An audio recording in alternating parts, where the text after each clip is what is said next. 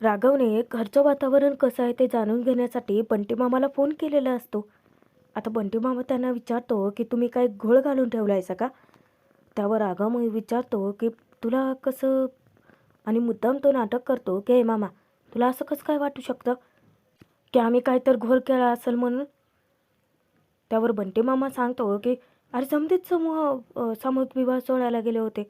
पद्माताई भास्कर दादा बी गेले होते, इकडे दाजींताई बी गेली होती, आणि त्यात तुझ्या पाठीमागं सनई चौघड्यांचा आवाज बी येत होता.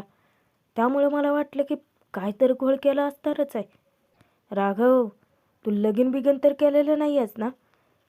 त्यावर राघव मोठ्याने हसत विचारतो की वा मामा वा, काय मस्त जोक मारतो ना तू.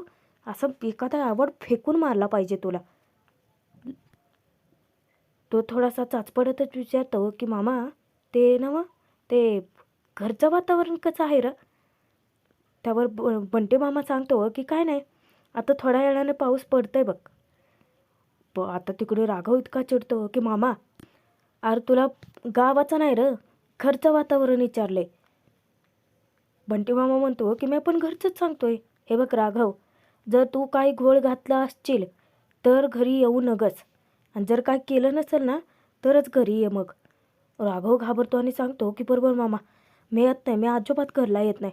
तो फोनच ठेवून देतो.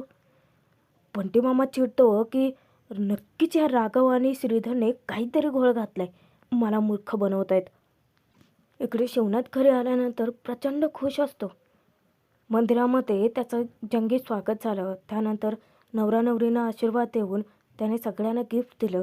ते सगळं आठवून तो मनातच खुश होतो. उमा येते, त्याच्याजवळ बसते आणि विचारते की काय व, काय झालं इतका हसाया? तो गाणंही गुणगुणत असतो. शिवनाथ आनंदाने सांगतो की उमा, ते सामूहिक विवाह सोहळ्याला आपण गेलो होतो ना, तिथलं लग्नाचं वातावरण, तिथलं सगळं, ते नवरा नवरी, ते बघून ना मला आपल्या पोरांच्या लग्नाचे वेध लागलेत बघा. म्हणजे आपण पण ना असंच आपल्या पोरांचं, समध्या पोरांचं लग्न एकदम चंगी करूयात. त्यावर उमा म्हणते की काय तुम्ही पण, अहो आधी पोरांसाठी पोरी तरी बघावं लागतील. त्यावर शिवनाथ सांगतो की अहो म्या शोधणार आहे की सुना, अहो म्या सुद्धा घरंदाज सुना आपल्या पोरांसाठी घेऊन बी येणार आहे. अख्खा सातारा बघत राहील, तुम्ही बघा. त्यावर ना उमा थोडी अस्वस्थ होऊन म्हणते की बस, माझ्या माधवला तेवढी चांगली बायको मिळावी. मी तुम्हाला सांगू का की मी ना माझ्या सुनांचे खूप लाड करणार आहे. अगदी आपल्या वेदाला शिकवते ना तसं सगळं काही त्यांना शिकवणार आहे. त्यावर शिवनाथ तिचं कौतुक करतो की अरे वा, उलट त्या सुनाच नशिबान माहिती की त्यांना तुमच्यासारखी सासू मिळते या. पण माधवचा विषय निघतो आणि उमाचा चेहराच कोमेजतो. कारण तिला आठवतं की तो मधुरावरती किती जीव ओवाळून टाकतो. त्यानं त्याच्या आई आप्पाला दिलेल्या वचनासाठी त्याचं प्रेमसुद्धा सॅक्रिफाईस केलं आहे. त्यावर शिवनाथ उमाला सांगतो की उमा, म्या शोधणार आहे ना व, त्याच्यावरती जीवापाड प्रेम करणारेच घेऊन येतो बघा. उमा, अहो आपल्या पोरांची वरात ना आपल्या दारातून अशी घोड्यावर बसून निघाली बघा, आणि म्या समजा घराला ना अशी दिव्यांची मस्त आरास करणार आहे. ते उमा शिवनाथ नाव आहे ना व तिथनं. अरे बघणाराला बी असं वाटलं पाहिजे की जणू काही पौर्णिमाच उतरली आहे यांच्या घरात. त्यावर उमा कौतुक करते की खरंच ऐकायला पण किती भारी वाटते हे समज. दुसऱ्याच सेकंदाला शिवनाथ गंभीर होतो. उमाला तो सांगतो की तर पद्माला सतत असं वाटतं ना व की हो शिवनाथ काहीच करू शकत नाही, पण ती बी बघत राहील हे समज. तिचा अहंकार मी ठेचूनच दाखवणार बघाच तुम्ही. तर इकडे भास्कर आणि पद्मा दोघेही तंतनत घरी आलेले असतात. समजा प्लॅन त्यांचा चौपट झालेला असतो. चांगलं पाखरूर आपल्या जाळ्यात अडकलं होतं, तिथल्या तिथं एका गोळीत 2 शिकार झालं असतं. ते पोरगं बी आणि त्याचा तो बाप बी. समता डाव हुकला ताई. त्यावर चिडलेल्या भास्करचे पद्मा समजत घालते की जाऊ देत भास्कर, खरंच जाऊ देत, पण येळ अजून बी केलेली नाही आहे. शेवटी जाऊन जाऊन कुठं जाणार आहे ती? यावं तर घरलाच लागणार आहे ना. तो राघव सवताला खूप हुशार समजतो ना व, पण त्याला शेवटपर्यंत कळलं नाही की हे लगीन नेमकं कुणी घडवून आणलंय ते. पण तिकडे रुद्र तर राघवच्या समोर समजच काही पचकला होता. त्याला अंदाज आहे की पद्माचाच हे सगळा डाव होता म्हणून. एकाचा प्रेमविवाह आपण तर घडवून आणलाय भास्कर, आता दुसऱ्याचं, त्याचं तर लगीन आपण होऊच द्यायचं नाही. पद्मा आता ताडकन उठते आणि एका विवाह संस्थेत फोन लावते. फोन तिकडून रिसीव केल्यानंतर ते विचारतात की बोला की पद्माताई. त्यावर पद्मा त्यांना विचारते की तुमच्या त्या विवाह संस्थेत लग्नासाठी त्या शिवनाथच्या पोराचं नाव नोंदणी केलं आहे ना व? तो आता ती यादी बघतो आणि सांगतो की होय होय, माधव उमा शिवनाथ हाय की. पद्मा म्हणते की नाव सांगायची गरज नाही, पण आता पुढं मी जे काही सांगते ते मात्र करायचं. आता पद्माने दुसरा डाव टाकायला सुरुवात केलेली असते.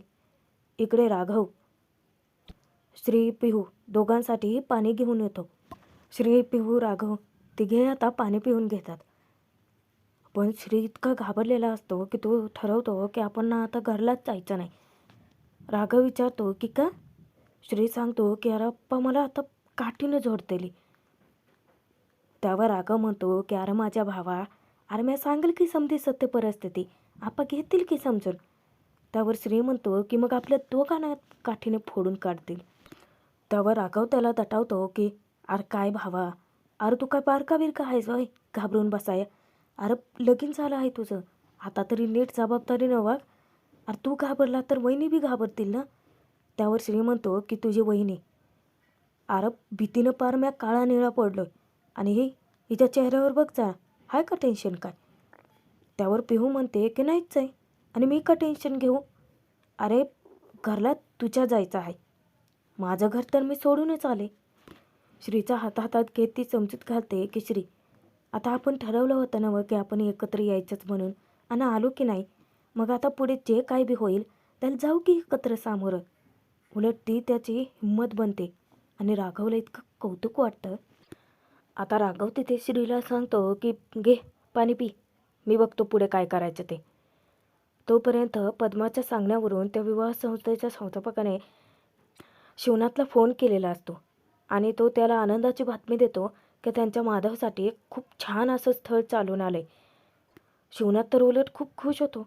आता त्या मुलीकडच्यांना शिवनाथचं घर माधवला बघायचं आहे असंही सांगतात ते. शिवनाथ तर त्यांना बिनधास्त यायला सांगतो. तो इतका खुश असतो. बंटी मामाला शिवनाथ सांगतो की बंटी तू घरीच आहे ना व?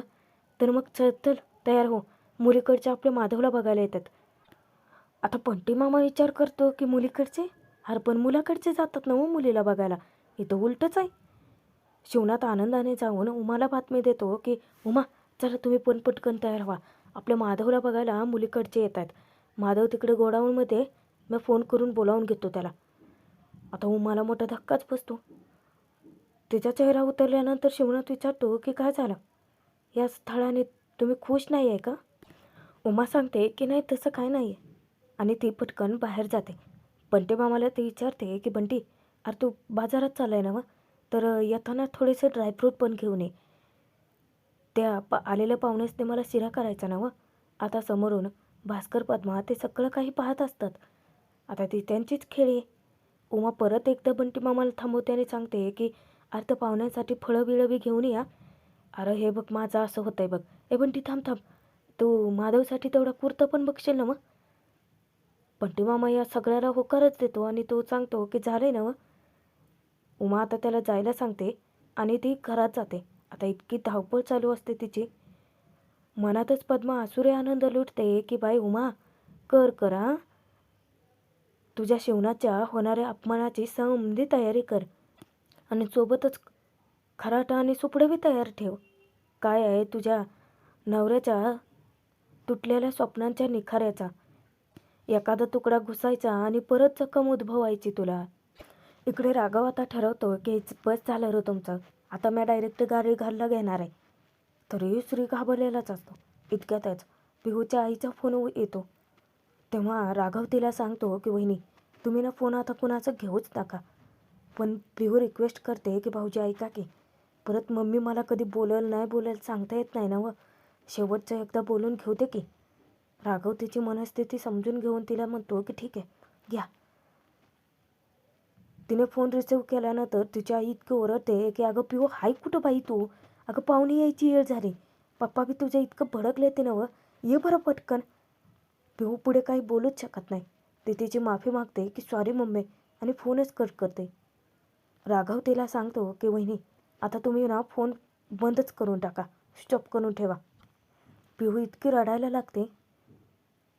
तेव्हा श्री तिला आपल्या जवळ घेतो, तिला कुरवाळतो, समजावून सांगतो की पिहू रडायचं नाही अजिबात, मी आहे ना तुझ्यासोबत. त्यावर राघव सांगतो की आणि वहिनी मी बी आहे तुमच्यासोबत. आमच्या घरात तुम्हासनी कधी बी काय बी कमी पडणार नाही, ही गॅरंटी या राघवची. पिहू इतकी रडत असते ना की शेवटी आता राघव गाडी घराकडे घेतोच. तिकडे पिहूचे आईवडीलसुद्धा इतके चिडचिड करत असतात की पिहू अजून घरी कशी काय आली नाही. तिचे वडील चिडचिड करतात तेव्हा आई सांगते की अहो आलीच असेल, मला सॉरी म्हणली म्हणजे इथे गेटपाशीच आली असेल ना मी बघते जाऊन. इकडे तोपर्यंत माधवसाठी स्थळ घेऊन पाहुणेसुद्धा हजर होतात. शिवनाथची भेट घेतात, अख्खं कुटुंब हजर असतं. तेव्हा ते पाहुणे कौतुक करतात की यावर्षीचा सासनकाठीचा मान तुम्हासनी मिळाला आहे ना तुमच्या कुटुंबाबद्दल आम्ही गावात लई काही ऐकून आहात बघा. आम्हासनी बी माणसं अशीच हवी आहे ती, म्हणजे एकमेकांशी धरून राहणारे त्यावर शिवनाथ म्हणतो की समधी आमच्या खंडेरायाची कृपा आहे बघा. आता ते पाहुणे स्वतःहून सांगतात की आम्ही असं बी ऐकलं आहे की तुमची पोरं तुमच्या शब्दाबाहेर नाही ती बघा, आणि म्हणून आम्हासनी बी शिकले सवरलेलं पोरगं, छान देखणं, रुबाबदार, अगदी तसंच आहे ते तुमचं माधव. आम्हासनी तुमचा मुलगा पसंत आहे म्हटल्यानंतर माधव उम्हाला मोठा धक्काच बसतो. तरीही शिवनाथ त्या पाहुण्यांना विनंती करतो की अहो तुमचं झालं, पण तुम्हासनी माधवरावांना म्हणजे माधवला जर काही प्रश्न विचारायचे असतील तर विचारा की. त्यावेळेला ते पाहुणे माधवला विचारतात की माधवराव अहो तुमचं सोडा, तुम्हासनी काय विचारायचं तुम्हीच सांगा, तुमच्या आमच्या पोरीकडनं काय अपेक्षा आहे ते. माधवच्या नजरेत फक्त आणि फक्त मधुरा भरलेली असते. सतत तिचा चेहरा त्याच्या नजरेसमोरून जात नसतो. तिच्याच विचारात तो हरवलेला असतो. त्यावेळेला उमा 2-3 वेळेला त्याला हाका मारते, त्याला भानावर आणते. पाहुणे काहीतरी विचारतायत. ते पाहुणे म्हणतात की सांगा की तुमच्या पोरीकडनं काय अपेक्षा आहे ती.